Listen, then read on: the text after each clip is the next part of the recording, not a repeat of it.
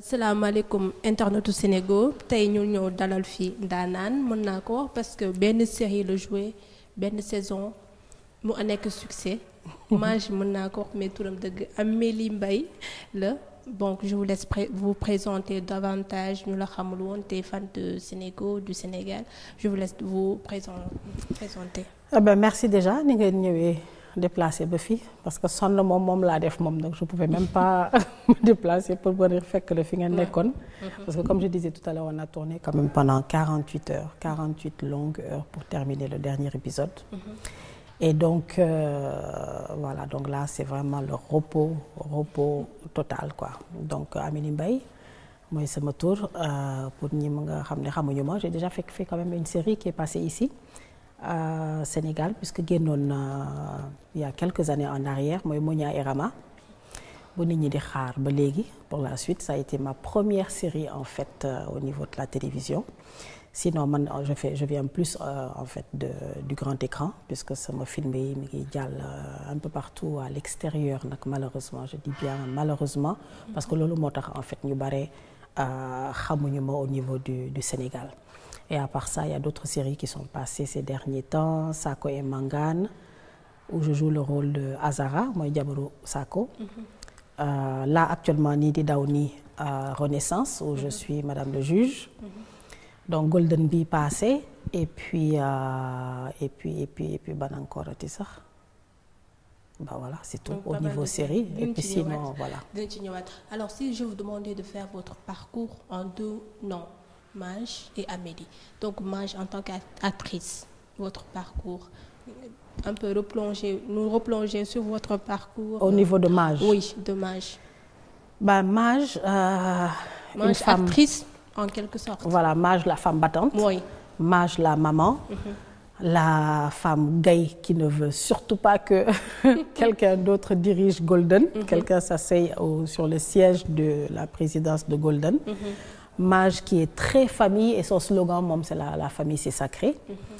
Mage bi nga xam ne c'est pas que dafa bañ a wujjee mais bëgg na daal lépp li nga xam ne xew na ci famille bi ñu wax ko. Donc qu'elle soit au courant de tout te kenn bañ ko fonto kenn bañ ko yàpp parce que moom si boppam elle se fait respecter elle respecte les autres Mage di dimbali ñu bare tamit ci fi tout le temps protectrice si doomam si jëkkëram si ñëpp moom te nekk na koo xam ne tamit grâce à Golden jox na liggéey ñu bare tamit au niveau du Sénégal te waaw yàqal nag bépp nit bi nga xam ne bëgg na ko yàqal te gis na ne bëgg na yàqal doomam yi wala bëgg a yàqal Golden moom daf lay démolir ci saa si moom. D'accord Amélie Mbaye. Alors Amélie Mbaye moom c'est sénégalo-américaine. 25 ans quand même aux États-Unis avant ça en France et au Brésil. Donc Sénégal moom yàgguma fi c'est pour ça a été un challenge bi may jouer Golden parce que c'était la première fois. Donc Amélie Mbaye sénégalo-américaine et ça a été un challenge pour que mu jouer Golden parce que c'était la première fois muy jouer série boo xam ne c'est en wolof. lu ma mësul def. D'accord. Et en général français ngay jouer. Français anglais. Ok. Français anglais puisque je fais plus les films en fait plus long métrage lay def. D'accord. Donc bi ma dajee ak moom au FESPACO mu wax ma affaire Golden proposé ma Mage le personnage de Mage. Tout de suite j'ai vu Empire. La série Empire qui passe donc aux États-Unis et ma ne ko waaw donc genre cookie daal laa nar a doon quoi donc ok surtout que j'aime bien cette série j'ai dit ok ñu def ko à l'africaine mais c'était quand même un challenge parce que comme li ma wax c'est wolof et le fait que ñu nar a passer fii des mois et des mois alors qu'en fait géejoon naa fi yàggoon naa géej Sénégal mais maa ngi def tout pour faire le retour quoi pour mën a dellu si quand même fii parce que on se rend compte ñun ñi nekk à l'extérieur qu'on fait beaucoup de choses et film ak yooyu def mais nit ñi duñ ko gis fii ce qui fait que duñu xam alors qu'en fait on fait beaucoup de choses au niveau de l'extérieur. D'accord. À l'extérieur 25 ans nga toog fa est-ce que Golden moo la indi Sénégal ou bien non ici? non Golden indiwu ma d'abord le fait de vouloir ñibbisi. Golden nekk une opportunité parce que juste avant Golden tourné woon naa quand même Sako et Mangane ak Renaissance. Donc bi ma ñëwee après ñu proposé ma Golden ma tourné Golden. Mais le fait surtout de vouloir ñibbisi jéem a ñibbisi pour mën a def leen fii mën a servir sa dëkk mën a def loo xam ne daf lay servir par rapport à li nga jàng à l'extérieur pour ñibbisi voilà. D'accord. Est-ce que vous avez appris le métier d'acting? Comment vous avez fait ou bien? Man en fait c'est beaucoup plus au niveau de l'expérience parce que télévision moom yàgg naa nekk devant la caméra depuis hyper longtemps depuis l'ORTS boobu naa nekk la guloon sax RTS. D'accord. Yéen mi fam naa juddoogu leen woon sax. Donc temps yooyu nga xam ne je faisais donc la télévision nekk en même temps présentatrice ak en même temps animatrice d'autres émissions les TV shows ma def la même chose aussi au niveau des États-Unis. D'accord.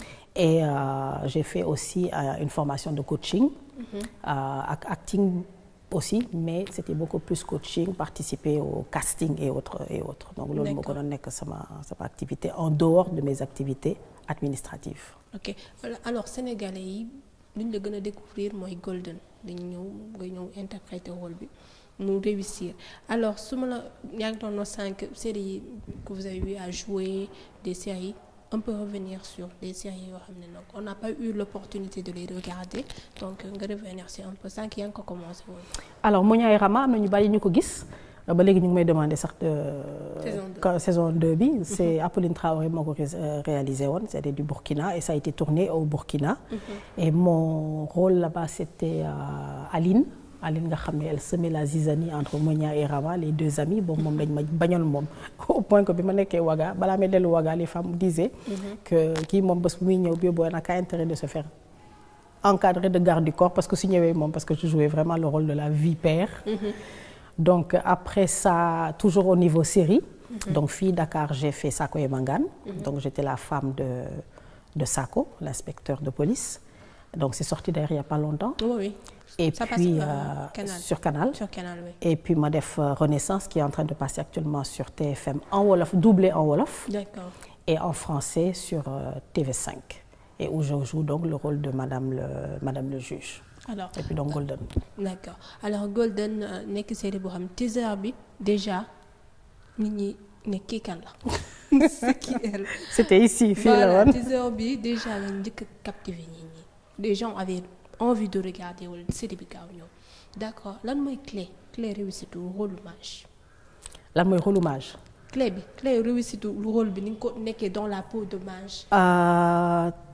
Comme ni nga waxoon sànq très protectrice. Oui. Ambitieuse.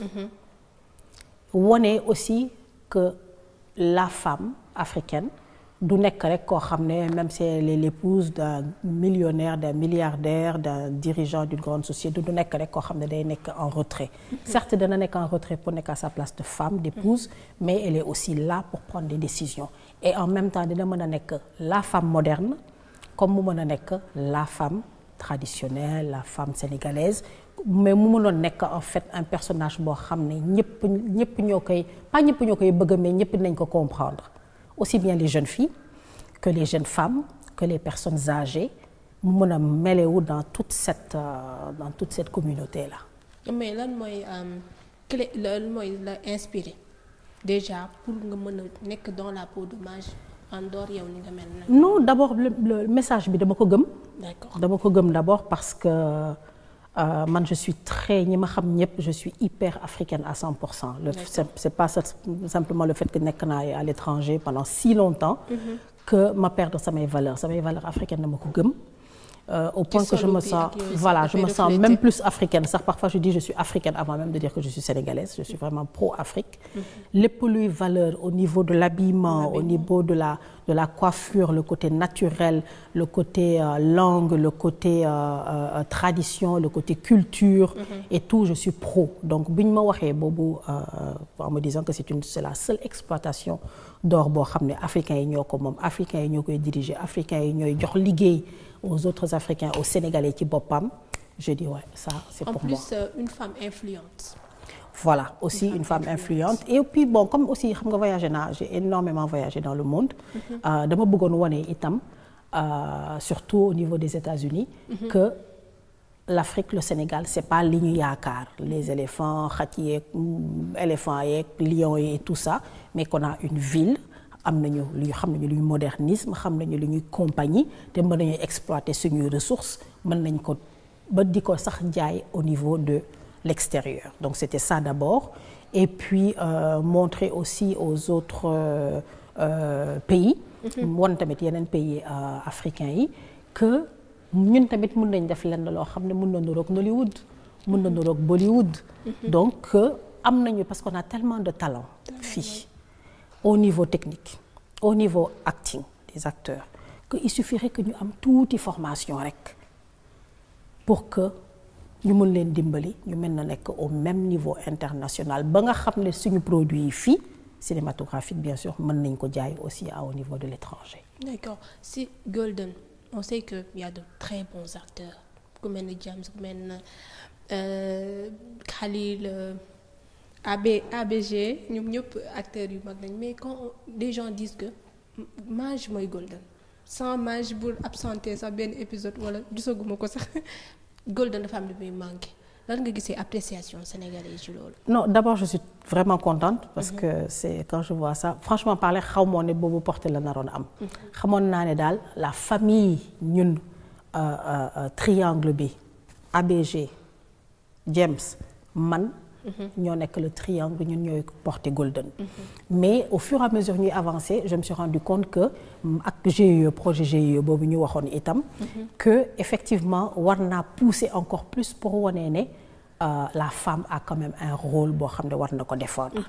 Sur tous les plans nag aussi bien temps bi nga xam ne ABG takkoon na jabar nga xam ne nit ñi mere woon nañ ma ba ma leen mais attendez nit ki dem na ba def loo xam ne waxuma ko su ma ko waxoon. dinaa xam nuñ koy naka laa ciy àndee naka laa ciy d'accordé. feebar na waxuma ko mu dem wax ko keneen.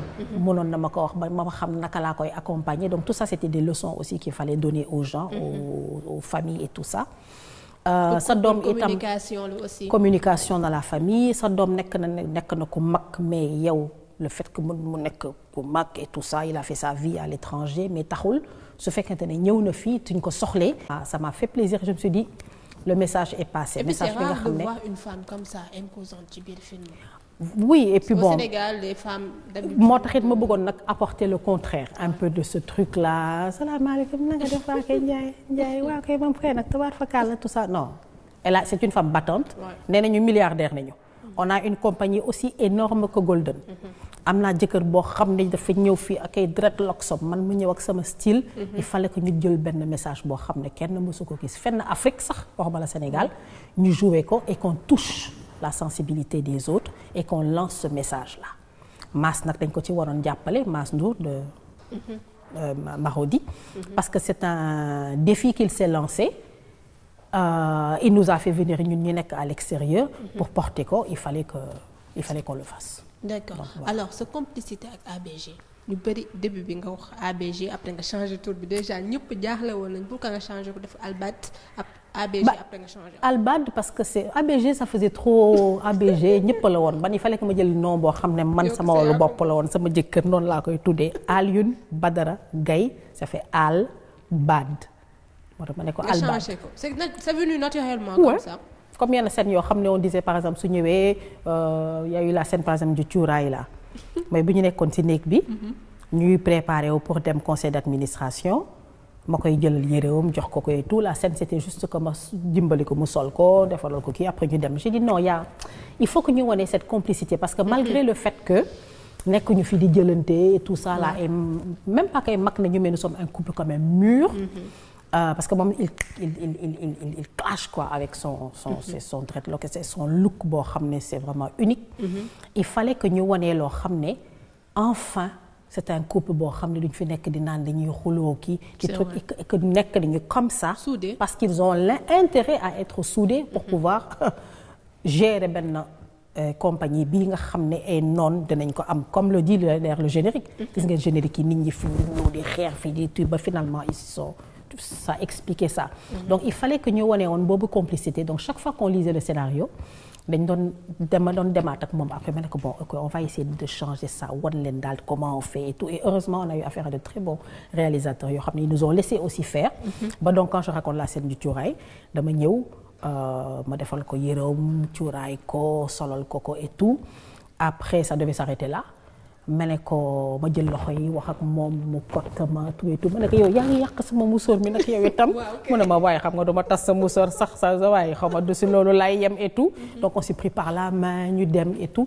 il fallait vraiment que ñu won ne un couple mûr sénégalais africain peut aussi être physique. physique et très câlin xam nga daal nga ñu wone daal ne am nañu entente. ñu wane loolu ñu toll day yéen boo leen fekkee seen saal yi paa bi day toog fii. waaw toog fële wala mu koy dàmp fii mu koy naan nii mu koy ñëw sukkal di ko indil. non am na leneen aussi loo xam ne. nijaay na def ma lan ak lan boo aju non il fallait que ñu wane loo xam ne tamit. wane nañu ñii yàgg nañu. parce que fu ñu jógee ci suuf la. ñoom ñaar la woon depuis très longtemps. chaque jour yaa ngeen koy kii rappelé ci. ñu ko doon rappelé tout le temps moo tax ñu chaque fois tamit suñu amee affaire or fii pétrole bi fii mais on essaie chaque fois de revenir sur la cellule familiale. D'accord. Parce que loolu nañu xam te man tamit en même temps loolu laa namoon man mi nekk aussi à l'étranger pendant si longtemps.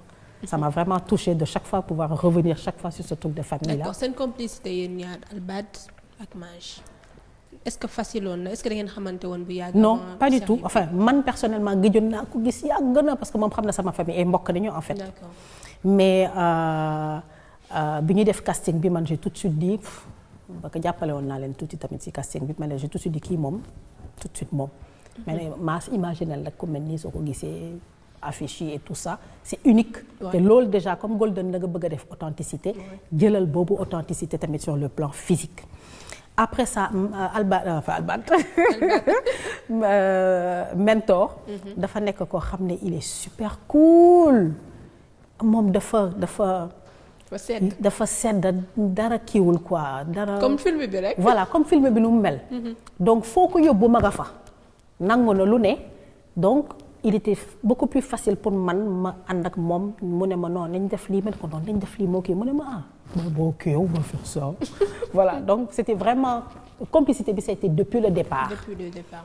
Bah à la fin voilà avec l'hôpital et tout ça et puis bon en même temps malgré que am na ay rasta malgré que murit la malgré que nangu na yooyu laalante fii ma ñëw jël rasta yi kott ko et tout ça amu ci woon benn inconvénient et puis jabaram sama xaritu yaay la sama xarit la sama mbokk la elle est adorable j'en profite pour faire un clin d'œil à Maguette jabaru Mentor c'est une femme extraordinaire doomam itam nga xam ne c'est l'agent et le manager de Albad de Mentor Nafi vraiment des gens adorables quoi. D'accord. Voilà. Maj et ses enfants Khalil ak Janet li nga leen yaree dafa mel ni bokkul ci film bi. man loolu nag moom ça m'a désolé mais bon comme loolu lañu ma wax ma jouer je l'ai fait parce que y avait trop de différences. man déjà artiste là. donc en fait j'aurais été beaucoup plus proche de Khalil. moo taxit bu ñu defee scène boobu may leen def leen ma wëy ak Khalil def leen ma wëy pour qu'on dise que kii ndekete kat le côté artiste le côté musical ci yaayam la ko jëlee. saa ci ñu dugal ko ci. mais Khalil c'est mon nounours c'est mon amour c'est pas que dama ko préféré à James. ci famille bah bien sûr mais ñoom ils ont voulu que bon voilà ki nga xam ne moo dem muy James ma forcé ko mu ñëw ñu nekk complice ñu mën a xeex man ak moom concernant la protection et le pour élever Golden ñu def ko ok mais voilà c'est bon actrice la lu ma wax lay jouer mais ça m'a toujours fait un peu quand même quelque chose que ñu koy éloigner nii parce qu'il est tellement doux heureusement que après ñoom gis wane nañu ne il est quand même proche de son père déjà que dañu nduru sax comme par hasard donc mais voilà c'est mes deux bambins c'est mes deux enfants kële moom c'est le caïd et kii moom c'est l'artiste quoi donc d'accord Amélie moom nu mu mel ak ay doom su ma doon laaj Golden est-ce que am na ci ce rôle d'actrice lu méngóog ak yow ni nga mel. ouais. quoi influente wala xaw a pànk bi ñuy wax. c'est beaucoup plus peut-être ci yareen bi parce que man je suis très malgré que nekkoon naa à l'extérieur sama éducation yi ma am de mes parents qui a été une éducation très stricte. doo génn baali doo. génn à une certaine heure da ngay ñëwaat sa parents yi ñoo lay jël si c'est les devoirs d'abord jàng école d'abord loolu laa inculqué sama doom Boogie Fresh donc Alain Ousmane donc de temps en temps su ma daan yuuxu Khalil wala su ma daan yuuxu James c'est comme si en fait sama doom laa doon waxal quand on a joué la scène fii mooy bu mu ñëw naan drogue affaire drogue léegi naturellement bokk ci woon dama jël dàll bi rek naka tey laa lay noq tey ñëpp ni mais tu te rends compte magum jëm ah ben c'est comme ça que je fais avec mon enfant je dis pas que dama koy dóor ba léegi mais voilà j'ai eu cette réaction maternelle de la nga xam ne noonu nañ ñu yaree ñun mag ou pas je veux dire sa parents yi suñ la kii moom lañ la wax loo xam ne yow da ngay ne bat donc ça c'est le côté peut-être en tant que maman en tant que maman oui mais par contre ça. pas maman protectrice ba nga xam ne dafay kii non juste dans le côté éducation côté respect de say mag say morom ak jàng ak ñefe. Ça c'est le côté. Occasion là pour parler de votre fils qui est venu au Sénégal semaine passée. On a eu à faire une interview. Nan nga koy jàppale parce que ñëw na Sénégal ñu ngi koy doogee découvrir peut-être. Oui ñu ngi koy doog découvrir bon avant ça defoon naa ci réseaux sociaux mais quand même ses vidéos et ses clips. Mais encore ati rek mooy li may wax ci affaire Afrique j'ai tenu à ce que. mu bañ a def uniquement le rap American style. mu ñëw xam tamit suñu valeur kooka xam na ko sax parce que daan na fi ñëw fii chaque année. temps yi année yi passé rek la toog parce que dafa doon liggéey ci loolu. mais j'ai tenu à ce que mu ñëw Afrique xam suñu réalité xam artistes yu nekk fii jouer ak ñoom qui se fasse connaître ici ñoom it ñu dégg style am. mu jël itam le style afrobeat bi nekk fii yóbbu ko foofu pour wan leen ñoom itam lu ñu mën a def fii. parce que tamit il est moitié américain moitié waa fii donc américain la Amérique la nekk mais deretam ses racines c'est ici quoi. Oui. Donc naka laa koy jàppale ba c'est que chaque fois su defee leen moom il a l'habitude parce qu'on est très proche man ak moom. mu envoyé ma musique am ma déglu ko mën naa ko jox samay idées et tout ça. Et puis voilà quoi de tout temps moom et puis man comme man damay woy itam je veux dire même bi mu nekkee xale il a toujours été présent ci samay scène ak lépp li nga xam ne def naa ko ci côté art daf ci ma sa nekk donc ci la juddoo ci la màggee. mais au Sénégal moom objectif am j'ai eu à faire une interview comme ni ma la waxee objectif am mooy mu imposer wu def ay duo ak ay artistes est-ce que dox ngeen ci loolu une semaine. oui séjour bi fii gàttoon na trop nag malheureusement. mais quand même comme dañ ko préparé woon juste avant muy ñëw. suggéré nga ko. oui bien sûr suggéré naa ko dem na tamit ay def na ay rencontre et tout maa ngi remercier au passage Papi Fall nga xam ne sama neveu la donc son cousin moom moo ñu jàppale bu baax a baax Mbacke Dioum wax noppi parce que moom moo ma présenté ñëpp ubbil ma bunte yëpp fii. Nafi ak Momo tamit jàppale si ba nga xam ne man maa ngi doon tourner mais il était entre de bonnes mains. ñooñu ñoo ko dem nag yóbbu nag présenté ko ñëpp. enregistré na am na yi mu def yoo xam ne d'ici quelque temps di ngeen ci xam dara.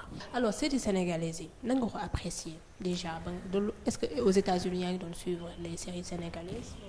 alors j'avoue nag franchement pour être honnête wax dëgg yàlla aw ma ko suivre parce que d'abord problème de temps d'abord pour commencer parce que maa ngi doon liggéey ci administration en même temps ma doon def sama affaire art et ma doon voyager énormément et tout donc yooyu nekk na série yoo xam ne avant daan naa ko seetaan temps wu jamono yi tey temps wu ñoom. Daaray Kocc. voilà parce que dafa amoon benn façon boo xam ne daf ma neexoon daal ce côté traditionnel la xam nga. bon après bi ma nekkee dans le mouvement ak sama liggéey et tout ça daan naa seet nii rek de temps en temps mais li ma ci naqati woon mooy le fait que ñuy imiter. ñu ngi wax déjà wolof rek donc ça veut dire que mënuñu jaay suñu produit à l'extérieur c'est pas doublé c'est pas sous-titré ça c'est un. donc c'est pas possible ñu mën ko yóbbu fen. et deuxièmement ça traîne en longueur. ça traînait des histoires yoo xam ne c'est toujours la même chose affaire wujj bi fii liggéey bi fii et tout ça bon c'est vrai que c'est des réalités yoo xam ne suñu réalité la mais bon c'est pas voilà il waroon na am un peu plus d'action. et aussi tu sentais que am nañu comédiens yu bien yu baax yu mën a jouer mais amoon na lu manqué. et suñu dañu demee ba nga xam ne léegi bëgg nañ ko wone ñu dem di wone leneen c'est-à-dire le côté bi imité ñu ñëw sol ay bon xeesal bi def yoo xam ne c'est beaucoup plus proche du modernisme européen ou américain amuloon benn côté originalité comme man encore une fois je suis très pro-Afrique je me disais que mën nañu def loolu mais tamit garder suñu valeur africaine yi te def effort pour que formation mën a am ba nga xam ne niveau bi dina yéeg ba nga xam ne dinañ ko mën a jaay à l'extérieur là je prends un exemple suñu daan génnee Golden dañ daan toog ba peut-être dès que mu génn nga gis ay nit ñoo xam ne ils sont mais ñu ngi nekk ay dëkk yoo xam ne kenn xalaatu ko sax ñu lay ne ñu ngi xaar sous-titrage parce qu'au départ defuñu woon sous-titrage. C'est après la ñëw. Donc après dañu waroon expliquer nit ñi que non da ngeen di xaar ba 48 heures après ou c'est 24 heures je sais plus 48 heures après ngeen gis sous-titrage bi ngeen mën ko seetaan mais c'est là que les gens ont pu comprendre. xam nañu valeurs yi xam ne lii tamit ñun mën nañ ko def ba niveau bi mën a yéeg. ba ñun sax suñu bopp ñun au niveau local dañuy tamit suñu jeu dafay améliorer wu parce qu'on sent que dañuy xam ne c'est vu et c'est apprécié par l'extérieur. par l'international et que mën nañ ko jaay tamit au niveau international. D'accord alors yaa ngi doon wax sànq ne artiste nga da ngay woy wala. Oui je fais beaucoup de choses man. à part le cinéma je fais aussi de la télévision parce que damay def aussi présentation d'émissions. Je fais aussi MC master of ceremony. Maîtresse de cérémonie. Par exemple aux États-Unis fi ma nekk en Californie man maay animer en général toutes les fêtes toutes les réceptions. des consulats africains. D'accord. C'est au moment bu ñuy def seen soirée seen jour d'indépendance seen soirée d'indépendance réception d'indépendance def naa ko pour Angola def naa ko pour Côte d'Ivoire def naa ko pour Nigéria def naa ko pour la Côte d'Ivoire def naa ko pour ñun bien entendu Sénégal suñu association foofu. donc loolu dama koy def plus le fait que dama daan animer aussi benn événement boo xam ne man maa ko tuddee woon Méli Mélo de par mon nom nga xam ne chaque mois dama doon organiser un événement boo xam ne ni dañuy ñëw c'est des soirées à thème avec des artistes qui se produisent et tout ça.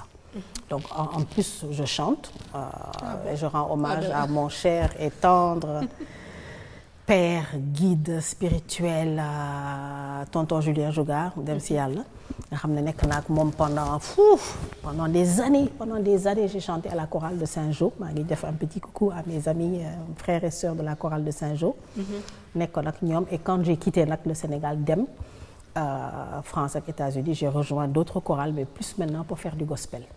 Et là-bas États-Unis maa ngi woy si benn gospel tamit boo xam ne c'est mu ngi tudd West Angeles Church nga xam ne suñuy pasteur Blake c'est vraiment l'ami comme ça de Obama et donc benn church bu mag la boo xam ne y a 3500 personnes te ñun suñu chorale rek on fait au moins 200 sur scène mais soo ko déggee c'est époustouflant quoi et à côté de ça je chante jazz salsa sama mère spirituelle sama inspiration c'est non def naa ko ci kii bi def naa ko ci Golden sama inspiration c'est Myriam Makeba c'est ma mère spirituelle moom. Ouais, même avec look bi am nga loolu. Même avec le look ça en général man sama look c'est Afrique du Sud temps yi nag dama leen xaw a guerre nag tuuti. parce que quand j'ai vu ce qui s'est passé là-bas ak ni ñuy xeexee. j'ai pris carrément mon style zoulou jël ko teg ko fële de côté. jël sama musóor yi Amici maa ngi lay nuyu bu HLM moo may defal takkal sama musóor yu bien yi. sol sama yére yi bijou perle ak méa. sol sama yére nekk nag typiquement et 100% sénégalaise.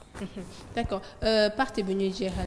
D'accord ce dernier mot lan nga bëggoon wax lan nga. J'ai passé 8 mois yoo xam ne ça a été de 8 mois très pénible ça a été très très dur mais voilà ça a été 8 mois de stage laa koy wooye parce que j'ai beaucoup appris j'ai pas fini d'apprendre. nekk naa ko def naa ko sama dëkk ça a été un plaisir maa ngi dem nag et je souhaite et je prie le Seigneur que ma mën a bàyyi fi jàmm. dem si jàmm bàyyi fa jàmm dellu si fii fekkaat fi jàmm et puis merci yéen tamit seen liggéey rafet na trop. Ça se prépare on attend que la production fasse li ñu war a def préparer ko dans l'écriture et tout ça et puis on revient ak tout ce qu'il y aura comme suspense encore. D'accord merci beaucoup kontaan nañu. Merci yéen tamit seen déplacement. Merci.